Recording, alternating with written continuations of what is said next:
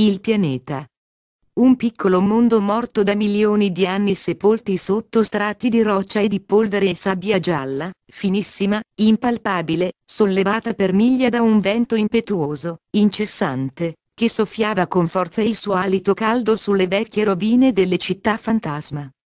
Quelle rovine che corrose dal tempo, spezzate da una guerra, che vide il suo ultimo giorno in un antico, terribile pomeriggio di sangue e di furore, bianche come ossa, formavano l'unico, netto contrasto con i cupi colori del cielo e della terra. Paludi scure gorgogliavano sprigionando nauseanti odori e ribollenti fumi che riempivano l'aria tutta intorno dell'opaco colore della morte antica.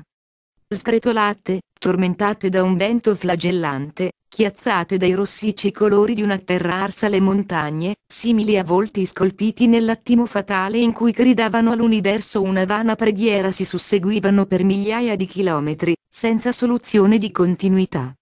Il pianeta, un piccolo mondo di rocce e di morte, di polvere e sabbia tenute insieme da lacrime di rabbia impotente e dolore, tanto dolore per i fiumi di sangue era preso ormai da secoli, ma che in quel tempo lontano sommersero le candide mura delle città devastandole, riducendole a quello che erano adesso contorti moncherini rimasti lì, in piedi, come una muta, inquisitrice testimonianza di quell'orribile passato. Sabbia, rocce e morte, polvere, rocce e morte. Tutto in quel pianeta era la morte. La morte di milioni di vite, di milioni di speranze e dei sogni e delle utopiche illusioni. Era la morte della natura, della civiltà, delle generazioni mai nate. Eppure, tra tanta morte, la vita c'era. Il ronzio lontano crebbe di intensità fino a che l'astronave non atterrò sul ciglio di una palude. Alte colonne di fuoco si innalzarono con un sibilo assordante sotto la spinta dei razzi stabilizzatori in quel cielo, che vide e che pianse. Arthur scese dal veicolo senza curarsi di indossare la tuta spaziale e il casco. Non ne aveva bisogno. Lui era uno dei pochi discendenti di quella razza estintasi annegando in un mare di follia. Un essere immortale, dalla forza e dai poteri inconcepibili. Lui era il figlio del pianeta. L'ultimo figlio, a cui la madre, in un supremo sforzo, aveva donato tutte le sue ultime energie. Il vento lo abbracciò, riconoscendo l'amico e fratello.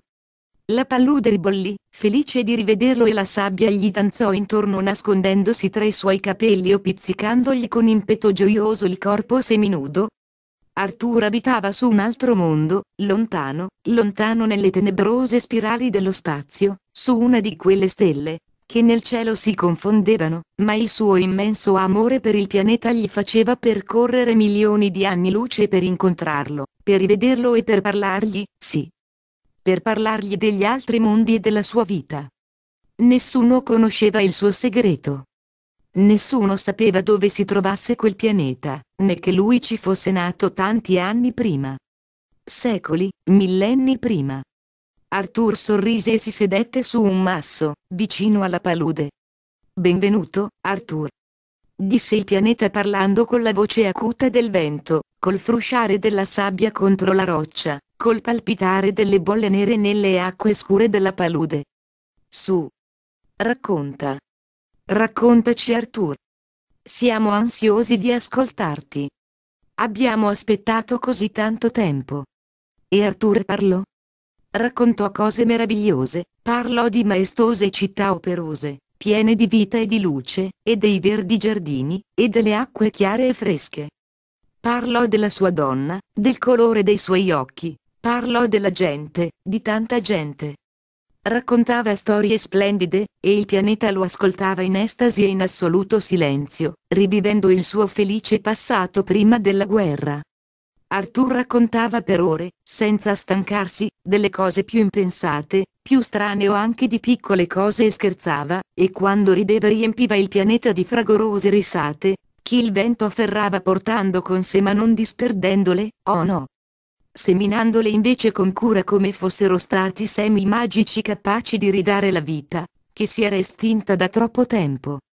È bello osservare la gente per le strade di Algamam mentre a migliaia passeggiano, corrono, si incrociano, lavorano, e giocano. Di notte invece, grandi luci abbaglianti si accendono e si spengono continuamente, a ritmi diversi, cercando di attirare l'attenzione dei passanti. E le strutture, tutte illuminate, espongono cose bellissime, a volte strane, curiose, portate dagli altri pianeti. Allora una calca tremenda di persone si riversa nelle piazze, e così continuava, felice lui di parlare e felice il suo mondo di ascoltare. Ma poi giunse l'ora, che entrambi avevano temuto e che forzatamente, quasi per tacita intesa, avevano cercato di ignorare. Ora devo partire.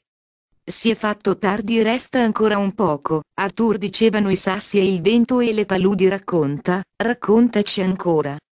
Lui sorrise e si risedette continuando a raccontare di altre cose. Passarono altre ore. Poi si alzò nuovamente. Doveva andare. Questa volta il pianeta capì e non insistette. Il vento si quietò, ogni rumore si affievolì. La partenza era sempre terribile. Il pianeta sarebbe ritornato di nuovo ad essere solo. Arthur salì a testa bassa sull'astronave. Dietro di lui il portello si chiuse. Passarono alcuni minuti in cui il mondo attese in silenzio, ormai rassegnato, la sua partenza. Ma Arthur uscì di nuovo.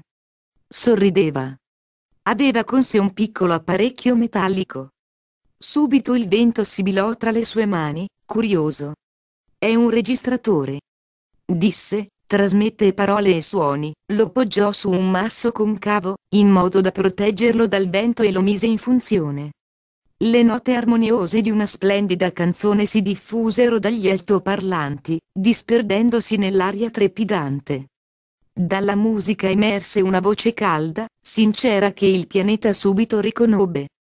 La voce si librò potente e allo stesso tempo leggera come una piuma nel cielo.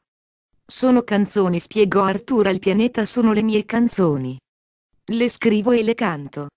Alla gente piace ascoltarle. Su molti mondi sono cantate da tutti. Il vento cessò quasi del tutto per ascoltare meglio.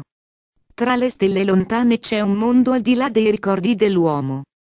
C'è una terra, che piange e che spera di rivivere ancora una volta. È là, dove il vento sospira il mio nome, là dove ricorda paesaggi perduti. Era un mondo di sogno, sono sogni perduti? Quella terra è mio padre. Quella terra è mia madre. È lo stesso mio cuore. È una terra di sogno, sono sogni perduti? Mentre tutto il pianeta ascoltava, nuvole grigie si ammassarono sull'astronave e silenziosi lampi saettarono nel cielo. Cade la pioggia. Una pioggia calda, leggera, che bagnò il volto rugoso della terra. Erano lacrime. Lacrime di commozione e di felicità. Grazie, Arthur, grazie, disse il pianeta piangendo usando la voce del vento. Vorrei poter ricominciare, ci riuscirai, gli disse Arthur e si volse, piangendo anche lui, verso la nave. L'astronave partì tra le stelle mentre le note di un'altra canzone fecero battere di nuovo il cuore della terra.